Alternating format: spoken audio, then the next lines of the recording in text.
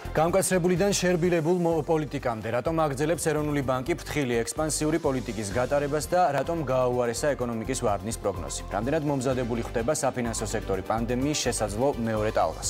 ამ თემაზე ვსაუბრობთ გადაცემის მეორე ნაწილში. ჩემი თანაწამყვანი ჯიპას კანცლერი და ბიზნეს კვლევების სახლის ხელმძღვანელი გიორგი აბაშიშვილია. მოგესალმები გიორგი. მოგესალმებით. ჩვენს კითხვებს კი ეროვნული ბანკის მაკროეკონომიკისა და სტატისტიკის დეპარტამენტის უფროსი ბატონი არჩილი მუნაიშვილი უპასუხებს. გამარჯობა და მადლობა ბიზნეს პარტნიორთან თანამშრომლობის. მადლობა, მოგესალმებით. დიდი მადლობა მოწვევისთვის თქვენ სტუდიაში. დავიწყოთ მონეტარული პოლიტიკის კომიტეტის ხდომით დღეს კიდევ 25 საბაზისო პუნქტი შემცირდა რეფინანსირების განაკვეთი. უკვე მესამე აპრილის შემდეგ მანამდე ჩვენ გვახსოვს გამკაცრებული მონეტარული პოლიტიკა. ანუ რას უკავშირდება დღევანდელი გადაწყვეტილება? შეგვიძლია ვთქვათ, რომ ვითარება უმჯობესდება? ესე იგი, პირველ რიგში უნდა ვთქვათ, რომ შესაძაც მონეტარული პოლიტიკის გადაწყვეტილების და სხვა გადაწყვეტილებებიც ძირითადად ეყრდნობა ინფლაციის პროგნოზს. და თქვენ იცით, რომ დღეს ინფლაცია არის უფრო მაღალი, ვიდრე არის ეროვნული ბანკის მიჯნობრივი მაჩვენებელი 3%. და ასე იგი, ინფლაციაზე რამდენიმე ფაქტორი ახდენს გავლენას, აქედან ყველაზე მნიშვნელოვანი არის ერთობლივი მოთხოვნა და ამ ვითარებაში დღეს ერთობლივი მოთხოვნა არის ძალიან სუსტი, იმის გამო რომ შემცირებულია განსაკუთრებით საგარეო მოთხოვნა, ამიტომ მხოლოდ ამ მოთხოვნას თუ დავაკვირდებით, მარტო ამ ფაქტორს თუ გავითვალისწინებთ, მაშინ რა თქმა უნდა საპროცენტო განაკვეთის უფრო მეტად შემცირების აუცილებლობა დადგებოდა, რამდენადაც ეს შემცირებული მოთხოვნა საშუალოვადი ამ პერიოდში ინფლაციაზე შემცირების მიმართულებით იმოქმედებს. თუმცა იქიდან გამომდინარე, რომ ინფლაცია უკვე რამდენიმე თვე არის გადაბმულად მიჯნობრივი მაჩვენებელზე მაღლა ნარჩუნდება, ეს მიჯნობრივზე მაღალი ხანგრძლივად შენარჩუნებული ინფლაცია ქმნის იმის რისკებს, რომ მომავალში შესაძლოა ეს გადაიზარდოს ინფლაციის მოლოდინებში და ამან ეგრეთ წოდებული მეორე რაუნდის ეფექტი შექმნას და დავამთავრებელში ეს რო თავიდან ავიცილოთ, ამისათვის საჭიროა, რომ ეს შემცირება, სწორედ ამიტომ უფრო ფრთხილი მიდგომა გვაქვს და ისე სწრაფად არ ვამცირებთ, როგორც მაგალითად სხვა ქვეყნებში, სხვა ცენტრალური ბანკები, როგორც სხვა ვითარებაში ჩვენც მოვიქცეოდით, რადგან ინფლაცია მაღალია, ამის გამო ჩვენ უფრო ფრთხილი მიდგომა გვექნება და მხოლოდ ეტაპობრივად ნელი ნაბიჯებით, რა თქმა უნდა, დავაკვირდებით მოვლენებს, როგორ განვითარდება, მათ შორის ინფლაციის მხრივაც და ჩვენ გავაგრძელებთ შესაბამის გადაწყვეტილებებს. ანუ აბსოლუტურად გვესმის თქვენი ანალიზის გამახვილოთ ყურადღება, ნიკა მის ნაწილი აღნიშნა, როგორც მეხუთე, ანუ ტენდენცია შემცირების არის, ანუ რატო უფრო არასწრაფია, ანუ რატო უფრო ნელი ეს მეორე საკითხია, მაგრამ აქ არის ერთი მნიშვნელოვანი დეტალი, ერთობლივი მოთხოვნაზე როცა ვსაუბრობთ, ინფლაციის ტემპის ასე ვთქვათ, შემცირების საპროგნოზოდან გამომდინარე. ანუ თulis თუ არა ეროვნული ბანკი, რომ საპროგნოზო მაჩვენებელი უნდა შეიცვალოს მაგალითად ინფლაციის ნაწილში. ინფლაციის პროგნოზი. პრინციპში ჩვენ ახლა დღეს გქონდა სხდომა, ერთ კვირაში გამოვაქვეყნებთ მონეტარული პოლიტიკის ანგარიშსაც, განახლებული პროგნოზები იქნება წარმოდგენილი, წინა პროგნოზები ჩვენ მაისში გამოვაქვეყნეთ, იმის შემდეგ პრინციპში რო შევხედოთ, პრინციპში ინფლაცია ჩვენ პროგნოზირებულს მიუყვება ძალიან მცირედი განსხვავებით როგორც ინფლაცია, ასევე ეკონომიკური ზრდაც. პრინციპში მეორე კვარტალში საშუალოდ 12% შემცირდა ეკონომიკა და დაახლოებით ჩვენს პროგნოზში ზუსტად ეს მაჩვენებელი იყო გათვალისწინებული. ამ ეტაპზე ამ ხრივ ჩვენ არ გვაქვს ძლიერი არგუმენტები იმისთვის, რომ ეს პროგნოზს გადავხედოთ. არსებული პროგნოზით ჩვენ ველოდებით, რომ ეს ინფლაცია სადღაც აპრილის მერე უკვე შემცირება დაიწყო, წლიურმა მაჩვენებელმა 6.9 იყო, ბოლო მონაცემი 5.7 არის. ჩვენ ველოდებით, რომ ეს შემცირება შემდეგ თვეებშიც გაგრძელდება და უკვე მიჯნობრივზე ქვემოთ ინფლაცია მომავალი წლის დასაწყისში ჩამოვა. ანუ თქვენ თქვენ ახსენეთ ტერმინი ინფლაციური მოლოდინი და როგორ ატყობთ თქვათ მაგ კუთხით განწყობასაც თქვათ ხომ არის რისკი შედარებით მაღალი ინფლაციური მოლოდინის თქვათ საზოგადოებაში გამომდინარე კიდევ უფრო დავაზუსტოთ თქვათ ჩემი კითხვა ხშირ შემთხვევაში კურსი და ინფლაცია მიბმულია ხოლმე აბსოლუტურად არა ასე ვთქვათ არა პროფესიულად, მაგრამ მაინც მიბმულია ხოლმე ერთმანეთთან და ხო არ თulit რომ ეხლა იგივე არსებული გაცვლითი კურსი გარკვეულწილად ინფლაციურ მოლოდინებს აჩენს ან აი ეს განწყობა არის. ნუ ეს თქვენი პროფესიული დაკვირვება რა თქმა უნდა. ხო, თქვენ სწორად აღნიშნეთ, გაცვლითი კურსი ცვლილება ხშირად ინფლაციის მოლოდინებში გადაითარგმნება ხოლმე, თუმცა ჩვენ ახლა ბოლო პერიოდში რო ვაკვირდებით, ინფლაციის მოლოდინები საკმაოდ სტაბილურია, მაგრამ ნუ გაცვლითი კურსი არ არის ერთადერთი ფაქტორი, რაც ინფლაციის მოლოდინებზე შეიძლება იმოქმედოს. თუ კიდე გავიმეორებ, თუ ინფლაცია ხანგრძლივად შენარჩუნდა მაღალ დონეზე, ეს ქმნის, ანუ ჯერ მაგას არ ხედავთ, რომ ეს ინფლაციის რისკები გაზრდილია, თუმცა შესაძლოა ამის რისკი არსებობს და აქედან რომ თავი დავიზღვიოთ ამ რისკის მატერიალიზებიდან მომავალში, სწორედ ამ რისკს ხედავთ. ამ რისკს ხედავთ თუ რა თქმა უნდა, ეს მაღალი ინფლაცია რომ ნაჩუნდება, ეს ქმნის იმის საფუძველს, რომ შესაძლოა ეს რისკი მომავალში გაჩნდეს. ისევ ფინანსირების განაკვეთს რომ მიუბრუნდეთ ხომ?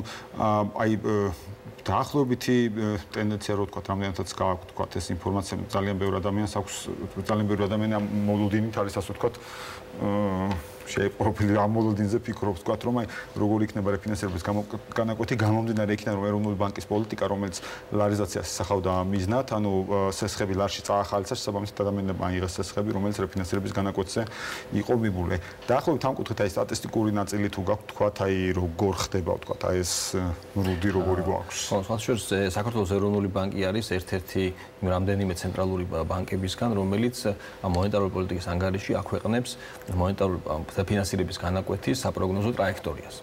ჩვენ ერთ კვირაში რომ გამოქვეყნება, იქ დაინტერესებულ მსურველს შეუძლია ნახოს და გაეცნოს ამ მონაცემებს. მაგრამ სანამ ეს გამოქვეყნება, გეტყვით რომ რა თქმა უნდა ეს ჩვენი პროგნოზი, რომელიც ახლა თქვი ინფლაციის შემცირებას ველოდებით ჩვენ და მომავალ წელიწადში და თარგეტს ქვემოთ ჩამოსვლას, ეს პროგნოზი ეფუძნება და ითვალისწინებს იმ ფაქტს, რომ ჩვენ გავაგრძელებთ მონეტარული პოლიტიკის შემდგომ შერბილებას.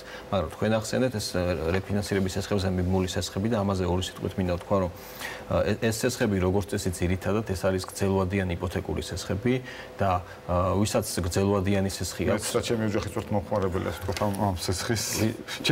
ჩემი წილიც გავაჟღერე, ასე რომ ვთქვათ. კი ბატონო, ვისაც ეს გრძელვადიანი სესხი აქვს, მისთვის მნიშვნელოვანია არა ამ თვეში ან ერთი თვის შემდეგ რა იქნება გადასახდელი, არამედ მთლიანად სესხის მთელი პერიოდის სარგებლობის პერიოდში რამხელა იქნება მისი საპროცენტო ხარჯი.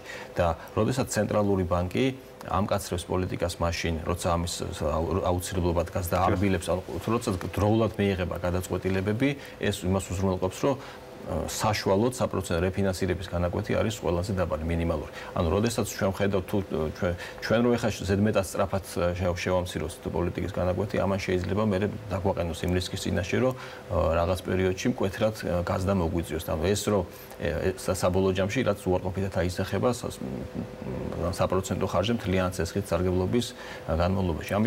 ამიტომ არის მნიშვნელოვანი, რომ ნებისმიერი გადაწყვეტილება, რომელსაც ცენტრალური ბანკი მიიღებს, იყოს დროული და იმ სიტუაციის ადეკვატური რა ინფორმაციაც იმ მომენტისთვის არსებობს. აბსოლუტურად გეთანხმებით, იმიტომ რომ როგორც კონსერვატიულ ზრდაზე, კონსერვატიულ შემცირებას ვფიქრობ, იმიტომ რომ ყველა სჭირდება პროგნოზი, ასე რომ ვთქვათ. ბიზნესი იქნება თუ ფიზიკური პირი, ვთქვათ, ამ შემთხვევაში გონივრული პროგნოზის გაკეთება ყველას საჭიროება და უცებ მართლა სწრაფი შემცირება, სწრაფის და ყველაზე უფრო დიდი დარტყმა, ვიდრე ის რომ ვთქვათ, ეტაპობრივად ხდებოდეს ეს ნაწილი და აქ ასე ვთქვათ, ეროვნული ბანკის პოლიტიკა ნამდვილად ძალიან ჩემი აზრით ძალიან სწორია. აუცილებლად მინდა გკითხოთ ერთი ნაწილი, რომელიც ნიკა ბუთუში ბევრი კითხვა წავიდა ხო? ერთი ნაწილი, რაც მოქალაქეების ძალიან დიდ სეგმენტს აწუხებს, შეგვიძლია ასე ვთქვათ. ცხადია ეს ეროვნული ბანკის პირდაპირ მანდატი არ არის, მაგრამ ანუ თქვენი შეფასება სესხების გადავადებასთან და საპროცენტო განაკვეთების გადავადებასთან დაკავშირებით უცებ მოხდა შემდგომ რომ ბიზნესის გარკვეულ ნაწილმა, მოქალაქეების გარკვეულ ნაწილმა ვერ მიიღო სწორი ინფორმაცია, როგორ მოხდა, თქვათ, აი პანდემიის პერიოდში, თქვათ, აი სესხების გადავადება, ხომ ეს გადაუნაწილდათ შემდგომ, დაემატათ საპროცენტო განაკვეთზე, აი როგორი ამ შემთხვევაში ეროვნული ბანკის დაკვირვება თუ ამ ნაწილში, თქვათ, თქვენ გაქვთ გარკვეული ანალიზი. ხო, ანუ სესხების გადავადებას. მართლა გახმაურებული და ძალიან ბევრი ახლა მეც გადავადებაზე და გაძვირება, სესხების გაძვირებაზე საუბრობთ. ნუ აი ხო, რაც აი ამ გადავადებამ ხომ არ გამოიწვია გაძვირება, აი როგორია თქვენი ის და თქვენი ზედამხედველობის მანდატიც ხომ ეს მისო თქვენ ზედამხედველობის ნაწილში შეიძლება არ იყოს ასე ჩართული, მაგრამ აი მაინც როგორია. ხო, სესხების გადავადებას რაც შეეხება, პირველ რიგში უნდა თქვა, რომ ეს იყო აბსოლუტურად კომერციული ბანკების კეთილინება, ანუ თვითონ ბანკების ინიციატივა იყო, ეს არ იყო ეს არ წამოსულა ეროვნული ბანკისგან, ბანკების ინიციატივით მოხდა ეს პროცესი, თუმცა თქვენ სწორად აღნიშნეთ, რომ ეს იყო მთავრობასთან შეთანხმებული კონსულტაციით მე როგორც მოხდა ანტიკრიზისული ნაწილი ნაწილში საუბარი, ან კრიზისულ ნაწილში? ანუ ბანკების ეს იყო ინიციატივა იყო თვითონ ბანკებმა მიიღეს ამის შესახებ გადაწყვეტილება და შესაბამისად ახლა ის პროცენტი რომელიც უნდა გადაეხადა მომხმარებელს რაღაც გარკვეული თვეების განმავლობაში ის პროცენტი გადანაწილდა უკვე შემდგომ თვეებზე ანუ თვითონ ჩამოურათ რომ შევხედოთ ახლა სესხის გაძვირება არ მომხდარა პროცენტი იგივე დარჩა თუმცა ის რაც უნდა გადაეხადა მომხმარებელს წინა თვეებში და არ გადაუხდია ის მე შემდგომ თვეებში ავტომატურად გადანაწილდა თითქოს გამოჩნდა რომ გაძვირდა თქვა შეიძლება რომელიღაც კონკრეტულ თვეში ყოველთვიური გადასახდელი ზოგისთვის შეიძლება გაიზარდა ზოგს შეიძლება შეთანხმება გააკეთა ბანკთან რომ ისიც ვადა დაეგრძელებინა და ამით ყოველთვიური გადასახდელი არ გაიზარდა და ასე შემდეგ ანუ შეიძლება განსხვავებული მიდგომები იყო თუმცა რა თქმა უნდა ის პროცენტი რაც უნდა გადაიხადა მომხმარებელს ის და იმ თვეში არ გადაიხადა ის შემდგომ თვეებზე მოხდა მათი განანაწილება ასევე ესე იგი ეკონომიკური ზრდის ნაწილი ვახსენეთ აი ეკონომიკური ზრდის ასე ვთქვათ პროგნოზიდან თქვენი შეხედულება გამოდიან დღეს თუ არ მეშლება ბანკის პრეზიდენტის განცხადებაც იყო ვთქვათ -5% ნაწილში ამ კუთხით როგორ უყურებთ როგორი იქნება ვთქვათ ბანკის პოლიტიკა როგორც რეფინანსირების წესრიგების ნაწილში ისე ზოგადად ყოველთვის მაინტერესებს ხოლმე დოლარიზაციის მიმართულებით გაგრძელდება ისე ასე ვთქვათ ეს პოლიტიკა როგორიც იყო თუ პანდემიის მერე გარკვეული ტიპის ცვლილებები შეიძლება გქონდეს ხო ეკონომიკურ ზრდის პროგნოზს რაც შეეხება პირველ რიგში ეს უნდა ვთქვათ რომ ეს კრიზისი სხვა კრიზისებისგან იმით არის გამორჩეული და განსხვავებული რომ ძალიან მაღალი არის გაურკვევლობა მომავლის განვითარებასთან დაკავშირებით ამიტომ რა თქმა უნდა ნებისმიერი პროგნოზი ეს გაურკვევლობა თან ახლავს ჩვენ წინა პროგნოზი -4% გამოქვეყნებული ქონდა მაისში როგორც გითხარით ეხლა გამოვაქვეყნეთ ამ ახალ პროგნოზს რომელიც ეყრდნობა ძირითადად დაშვება აქ ის არის რომ მანამდე როგორც ველოდებოდით იმაზე უფრო ხანგრძლივი აღმოჩნდა ეს ტურისტული ნაკადების შემცირება როგორც გლობალურად ასევე საქართველოში და ეს არ არის მაინც დაკავშირებული თუმცა ექსპერტები ამბობენ რომ მაინც ზედმეტად ოპტიმისტურია ეროვნული ბანკის პროგნოზი ამაზე რა პასუხი შესაძლოა ერთი მხრივ ეს არის საგარეო მოთხოვნის მკვეთრი შესუსტება თუმცა მეორე მხრივ ჩვენ ვაკვირდებით რომ შიდა მოთხოვნა გააქტიურდა რამდენიმე ფაქტორის გამო პირველი ეს არის ფისკალური სტიმული და მეორე ჩვენ ბოლო ივნისი-ივლისის თვეებში ვხედავთ რომ საკრედიტო აქტივობა ცოტა გაჯანსაღებულა რა თქმა უნდა ეს ინდონეზია არ არის რაც კრიზისამდე იყო თუმცა აპრილ-მაისთან შედარებით მნიშვნელოვნად გაუმჯობესებულია ბანკების პოლიტიკაც ხო არ არის უფრო ანუ არაეროვნულ ბანკს არ გულისხმობ კომერციული ბანკების პოლიტიკაც უფრო მეტად კონსერვატიული ხო არ არის დაკრედიტების მიმართულებით ამ ნაწილში არ არის ვთქვათ მოთხოვნა არ არსებობს არამედ ის რომ ვთქვათ ბანკები კიდევ უფრო ფრთხილად ეკიდებიან ვთქვათ დაკრედიტებას ზოგადად ახლა როცა კრიზისი არის და რისკები იზრდება რა თქმა უნდა ბანკების საკრედიტო აპეტიტიც ბუნებრივია რომ შემცირდეს. თუმცა ჩვენ რასაც უყურებთ, ეს ბოლო ორი თვის მონაცემები არის საკმაოდ დამაიმედებელი, ანუ ეკონომიკური საკრედიტო აქტივობა საკმაოდ კარგად იზრდება, რაც შეეხება იმას, რომ შესაძლოა რომ ეკონომიკური ზრდა უფრო ნაკლები იყოს, რა თქმა უნდა, როგორც გაურკვევლობა საკმაოდ მაღალია და ჩვენ ნებისმიერი სცენარისთვის მზად ვართ, თუ დავინახეთ, რომ ეკონომიკა იმაზე უფრო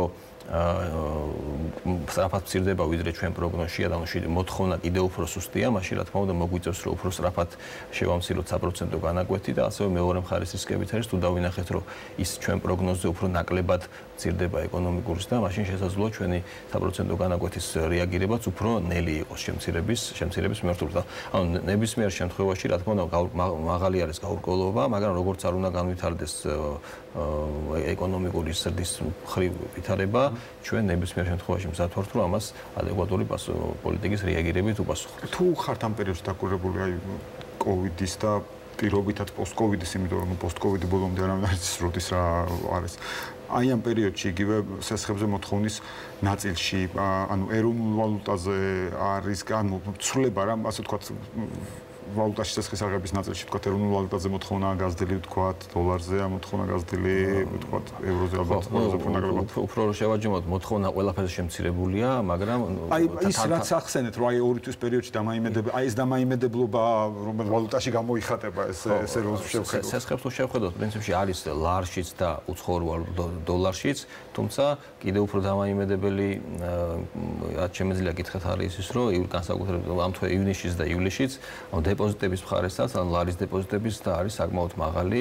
ანუ მიუხედავად ეს მინუტა მეკითხე დეპოზიტების ნაწილში როგორ ვარ თქოს. ფაქტურად ამ თვეების განმავლობაში თქვენ ლარიზაცია ეკითხეთ, ლარიზაციის ტენდენციები საკმაოდ კარგი გვაქვს. რა თქმა უნდა, ეხლა ამ პატარა პერიოდია, რომ რამე შორს მივალი დასვენები გამოვიტანოთ, თუმცა ეს პირველი 2 თვის, ასე ვთქვათ, მაისის ჩაკეტილება გახსნის შემდეგ პირველი 2 თვის მონაცემები დამაიმედებელ სურათს გვაძლევს.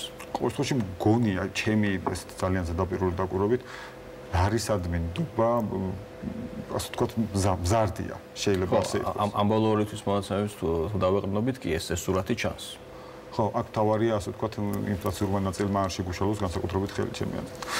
და აუცილებლად მინდა კითხოთ ეროვნული ბანკის და საერთაშორისო ვალუტა ფონდის ურთიერთობა, ანუ რამდენად თქვათ ამ კუთხით უფრო ინტენსიურია, თქვათ და იგივე აი მათთან ერთად რა გეგმები შეიძლება არსებობდეს, თქვათ. ჩვენ როგორც ისეთ გვაქვს მოქმედი პროგრამა, რომელიც გაფართოვდა მაისში, დამატებით დაფინანსება მივიღეთ. ბუნებრივია ეს მოქმედი პროგრამა გულისხმობს იმას, რომ ჩვენ მუდმივ რეჟიმში გვაქვს კონსულტაციები სავალუტო ფონდის შესაბამის ჯგუფთან, რომელიც საქართველოზე მუშაობს. და ინფორმაციის გაცვლა ხდება, ჩვენი პროგნოზების გაზიარება და პრინციპში თანამშრომლობა საკმაოდ აქტიური გვაქვს სავალუტო ფონდთან.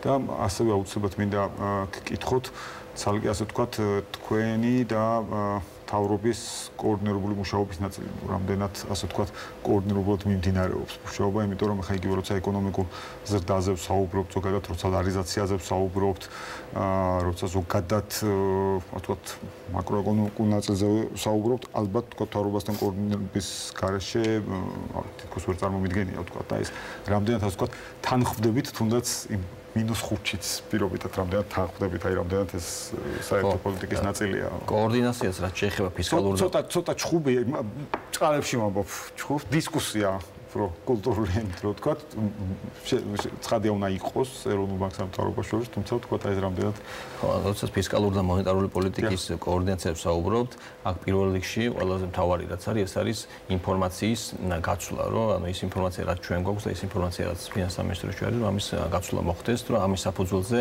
რომ ყველა შესაძლო ინფორმაცია უნდა არსებობდეს, სანამ გადაწყვეტილებას მივიღოთ. მაგრამ შეეხება ჩვენ გადაწყვეტილების მიღების პროცესში, ეროვნული ბანკი არის დამოუკიდებელი, ანუ ჩვენ ვიღებთ გადაწყვეტილებას იქიდან გამომდინარე, თუ როგორია ჩვენი პროგნოზი, განსაკუთრებით ინფლაციას უყურებთ, ანუ ეკონომიკური ზრდა, რა თქმა უნდა, მნიშვნელოვანია, თუმცა მნიშვნელოვანია გრძელვადიანი, ჩვენთვის მნიშვნელოვანია გრძელვადიანი ეკონომიკური ზრდა, ანუ მოკლევადიან პერიოდში, რა თქმა უნდა, შესაძლოა არსებობდეს გარკვეული კონფლიქტი ამ ორ ამოცანას შორის, სწორედ ამიტომ არის აუცილებელი დამოუკიდებლობა, რომ ჩვენ გრძელვადიან მიზნებზე ვიყოთ ორიენტირებული. ნუ ეს ინფორმაციის გასვლაც შეეხება საკმაოდ კარგი კომუნიკაცია გვაქვს, მუდმივ ყოველდღიურ რეჟიმში ხდება ინფორმაციის გასვლა და ბუნებრივია ეს პოზიტიური დინამიკა არის იმისთვის, რომ ჩვენ ეფექტურად გავხსნით ჩვენი ყოველთვის მნიშვნელოვანია, ისევე როგორც მცირე დისკუსია კიდევ ერთხელ ძალიან პროგნოზებსაც შეეხება, ანუ ის რომ ცენტრალურ ბანკს და მთავრობას ჰქონდეს განსხვავებული პროგნოზები, ეს ბუნებრივია და ბევრ ქვეყანაში ასე, ანუ ამაში არაფერი არალოგიკური და ის არ არის, ჩვეულებრივია, სხვადასხვანაირი ხედვა შეიძლება ჰქონდეს ცენტრალურ ბანკს და მთავრობას